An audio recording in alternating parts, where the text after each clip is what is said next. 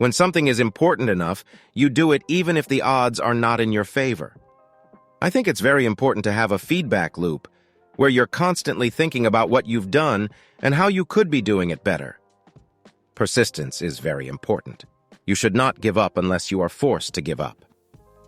The first step is to establish that something is possible, then probability will occur. The future of humanity is going to bifurcate in two directions. Either it's going to become multiplanetary, or it's going to remain confined to one planet, and eventually there's going to be an extinction event. You shouldn't do things differently just because they're different. They need to be better. If something is important enough, even if the odds are stacked against you, you should still do it. I think that's the single best piece of advice. Constantly think about how you could be doing things better and questioning yourself. I say something and then it usually happens. Maybe not on schedule, but it usually happens. The secret to success is to know something nobody else knows. The first step is to establish that something is possible. Then probability will occur. It's okay to have your eggs in one basket as long as you control what happens to that basket.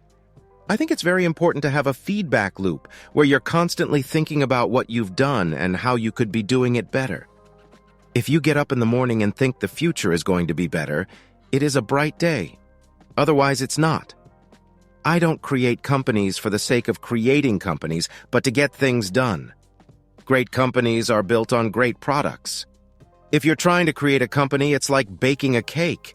You have to have all the ingredients in the right proportion. You want to have a future where you're expecting things to be better, not one where you're expecting things to be worse. You get paid in direct proportion to the difficulty of problems you solve.